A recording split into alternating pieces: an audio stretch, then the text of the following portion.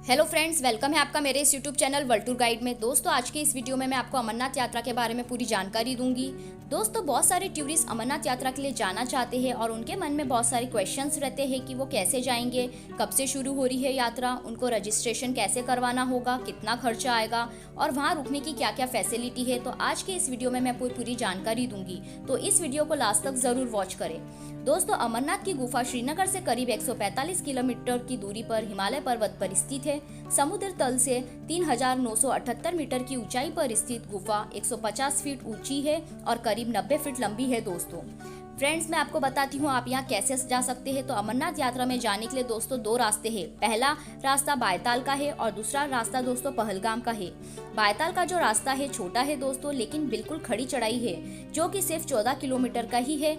और जो दूसरा रास्ता है पहलगाम का, वो थोड़ा बड़ा रास्ता है दोस्तों, जो कि 36 किलोमीटर लंबा है। लेकिन अधिकतर टूरिस्ट पहलगाम वाले रास्ते से ही जाना पसंद करते हैं दोस्तों, क्योंकि ये रास्ता आसान है और इस रास्ते पर जो चढ़ाई है काफी कम है।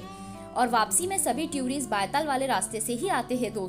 दोस्तों, अमरनाथ यात्रा में जाने वाले टूरिस्ट को सबसे पहले मेडिकल चेकअप और रजिस्ट्रेशन करवाना नेसेसरी होता है दोस्तों, इसके बिना भी नहीं जा सकते हैं। सबसे पहले मैं आपको बताऊंगी कि आपको अमरनाथ यात्रा के लिए मेडिकल चेकअप कैसे करवाना होगा। अमरनाथ यात्रा के लिए एक संस्था बनाई गई है दोस्तों, जिसे अमरनाथ श्राइन बोर्ड के नाम से जाना जाता है। यहाँ जाने के लिए जितने भी इंतजाम होते हैं दोस्तों, इसी वेबसाइट के थ्रू होते हैं।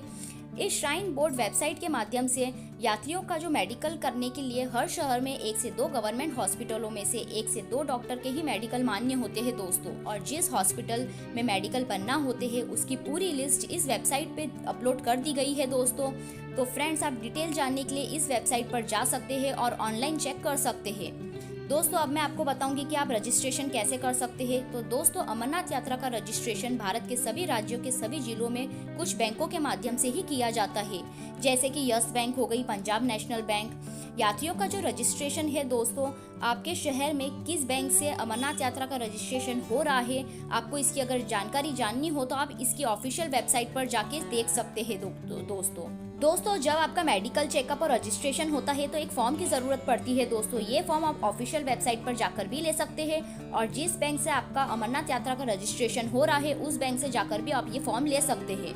दोस्तों, अब मैं आप बताऊंगी कि आपको किन किन डॉक्यूमेंटों की जरूरत पड़ेगी दोस्तों। तो आपको 4 से 5 पासपोर्ट साइज के फोटोग्राफ चाहिए दोस्तों और आधार कार्ड होना जरूरी है। दोस्तों, अब मैं आपको बताऊंगी कि ये जो यात्रा है कितने दिनों तक चलती है। तो दोस्तों, ये जो यात्रा है 43 दिनों तक चलती है दोस्तों। और इस साल ये जो अमरनाथ की यात्रा है दोस्तों 30 जून से लेके 11 अगस्त तक चलने वाली है दोस्तों। आप इस बीच कभी भी जा सकते हैं। दोस्तों, मैं आपको अब बताती हूँ कि आप फ्लाइट, ट्रेन और बस के जरिए यहाँ कैसे पहुँच सकते हैं। दोस्तों, अगर आप बाय फ्लाइट जाएंगे तो आपको वहाँ का पास का ही एयरपोर्ट श्रीनगर जाना होगा। यहाँ से आप टैक्सी करके बायताल या पहलगाम तक जा सकते हैं। इसके आगे का रास्ता आपको खुद ही तय करना होगा दोस्तों, अमरनाथ यात्रा की शुरुआत जम्मू तवी से होती है, तो आप बाय ट्रेन या बाय बस के जरिए जम्मू तवी तक जा सकते हैं। यहाँ पहुँचने के बाद जम्मू तवी से 10 किलोमीटर दूर पड़ता है भगवती नगर, जो कि अमरनाथ यात्रा के लिए बेस कैंप यहाँ बनाए हुए हैं दोस्तों। सारी फैसिलिटी यहीं से करवाई जाती है दोस्तों, आपको कोई दिक्कत नहीं होगी। अगर आप यहाँ रुकना चाहे तो रुक भी सकते हैं। भगवती नगर से ही अमरनाथ यात्रा की शुरुआत होती है दोस्तों। जम्मू तवी से भगवती नगर के लिए टैक्सी मिल जाएगी दोस्तों, जो 40 से 50 रुपए चार्ज करेगी। भगवती नगर से बायताल या पहलगाम जाने के दोस्तों 2 तरीके हैं। या तो आप बस से जा सकते हैं या प्राइवेट टैक्सी से। अगर आप बस से जाएंगे तो 500 से 800 रुपए का चार्ज लगेगा दोस्तों। अगर आप प्राइवेट टैक्सी से जाएंगे तो अमरनाथ यात्रा के लिए जाने के लिए आपको 3,500 से 4,000 रुपए पर डे के हिसाब से चार्ज किया जाएगा। दोस्तों, अगर आप पहलगाम के रूट से जाते हैं तो मैं आपको बता दूं, पहलगाम में जाके आप रुकने की व्यवस्था भी है। यहाँ टेंट की फैसिलिटी अवेलेबल है दोस्तों, जो कि 300 से 400 रुपए पर पर्सन के हिसाब से लेगी। और दोस्तों, यहाँ खाने की अगर मैं बात करूँ तो यहाँ जगह जगह पर भंडारे और लंगर की व्यवस्था है, तो जहाँ आप खा सकते हैं दोस्तों। और मैं ये भी बता दूं, यहाँ खाने का आपको कोई भी खर्चा नहीं लगने वाला है दोस्तों। इस यात्रा में यहाँ पर जगह जगह पे लंगर की व्यवस्था है, जहाँ आप भोजन कर सकते हैं। दोस्तों, पहलगाम पहुंचने के बाद आपको सबसे पहले चंदनवारी पहुंचना होगा। यहाँ से अमरनाथ के लिए पैदल ट्रैक चालू होता है और रजिस्ट्रेशन की चेकिंग यहीं से होती है दोस्तों। पहलगाम से चंदनवारी से आप शेयरिंग टैक्सी के जरिए भी जा सकते हैं दोस्तों, जहाँ पर पर्सन के हिसाब से 100 रुपए चार्ज किया जाता है। यहाँ का जो डिस्टेंस की बात करूँ तो 16 किलोमीटर है। चंदनवारी पहुँचने के बाद आपको अमरनाथ गुफा का जो डिस्टेंस है दोस्तों 32 किलोमीटर है। चंदनवारी से शेषनाग जाना होगा सबसे पहले आपको। उसके बाद शेषनाग से चंदनवारी का डिस्टेंस 12 किलोमीटर है दोस्तों। तो शेषनाग से फिर आपको जाना होगा पंचतरनी दोस्तों, जो फिर 12 किलोमीटर है। फिर पंचतरनी से आपको अमरनाथ गुफा की दूरी 5 किलोमीटर तय करनी होगी दोस्तों। अब आप अमरनाथ यात्रा में पहुंच चुके हैं दोस्तों। अमरनाथ यात्रा में बहुत सारी दुकानें भी है दोस्तों, जो आपको 100 से 150 रुपए प्रति बाल्टी गर्म पानी देगी, जिससे आप स्नान कर सकते हैं दोस्तों। और अपना सामान भी आप वहीं रख दीजिए दोस्तों। दर्शन करने में आपको 1 से 1.5 घंटा लगेगा दोस्तों। भीड़ काफी होने की वजह से नंबर लेट आता है दोस्तों। अब आप आराम से बाबा बर्फानी के दर्शन करिए दोस्तों, और बालटाल के रूट से वापस से आ जाइए दोस्तों। अब मैं सेकंड रूट की बात करती हूँ, जो कि बालताल है दोस्तों। आप बाय बस या टैक्सी के जरिए बालताल तक पहुँच जाइए दोस्तों। यहाँ से फिर आप चेक पोस्ट तक जाना होगा दोस्तों आपको। वहाँ से आपका रजिस्ट्रेशन चेकिंग होती है दोस्तों। जो भी आपने रजिस्ट्रेशन करवाया यहीं से चेक होगा और यहीं से आपकी यात्रा शुरू होगी दोस्तों।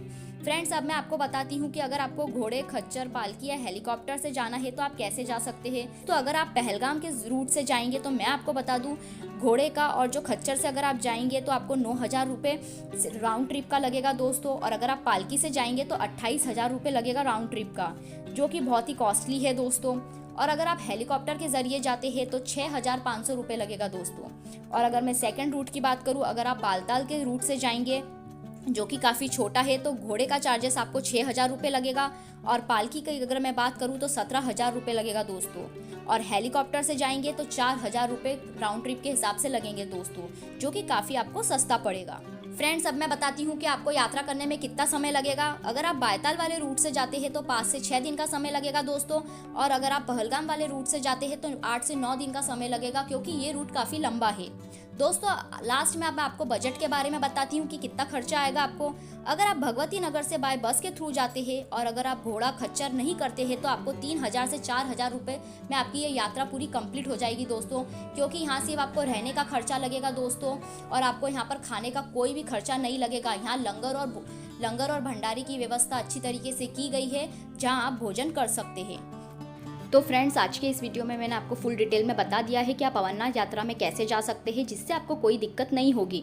तो अपने फ्रेंड्स और फैमिली के साथ एक बार यहाँ ज़रूर विजिट करिए दोस्तों। अगर आपको मेरा आज का वीडियो पसंद आया हो तो लाइक और शेयर करें, और चैनल को सब्सक्राइब करना ना भूलें, और बेल आइकन पर क्लिक करें, जिससे आपको मेरे नए वीडियो के नोटिफिकेशन मिलते रहे। Thanks for watching video.